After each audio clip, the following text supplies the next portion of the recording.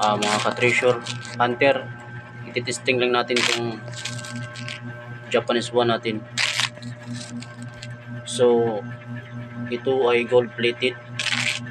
So subukan nating i-detect itong gold plated na to gamit ang ating Japanese one, kung accurate ba siya, kung ituturo ba siya ng ating Japanese one.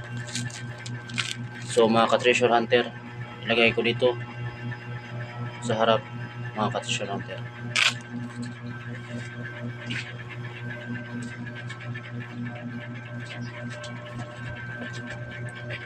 Tignan niyo po yung kamay ko, mga treasure hunter, kung gumagalaw ba.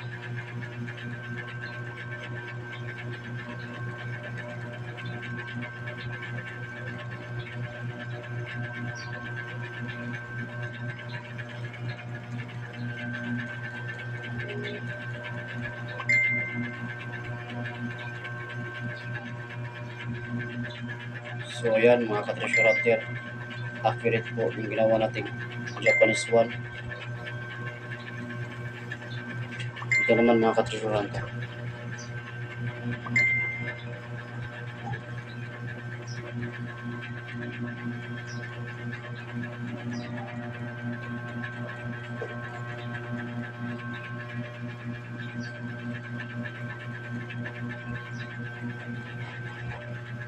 So yan mga ka-treasure hunter,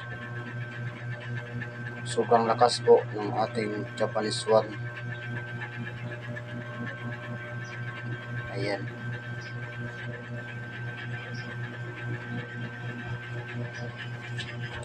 So kukunin natin yung dimension ng bawat gilid ng deposito,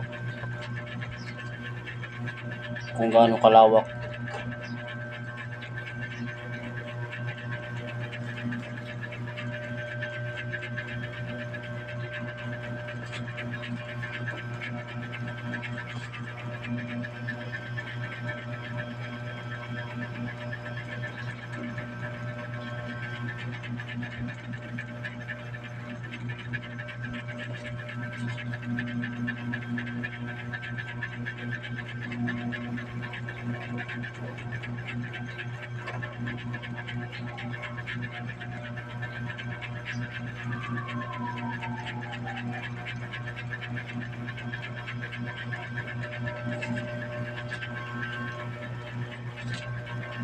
So tignan nyo ng maigi mga ka-treasure hunter, kung ang aking kamay ay gumagalaw ba.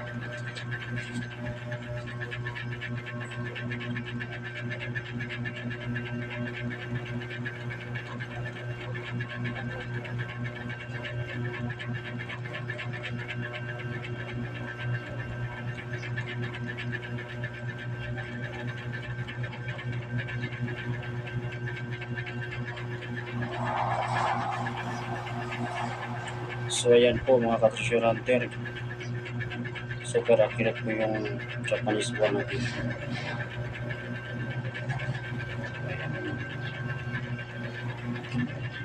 So mga ka-treasure hunter,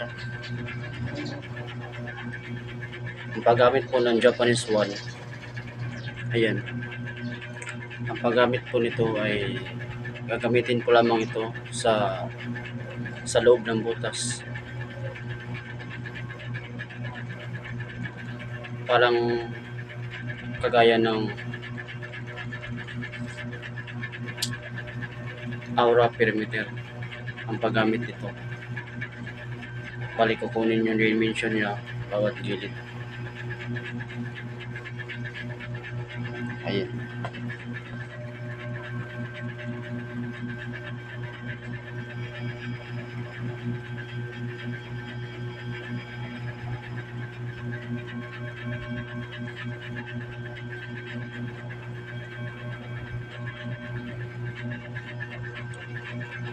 So ayan po mga ka-treasure hunter. So dito yung chamber. Ito magbabala tayo dito ng mga gold natin. At dito naman ay may bala na rito dito.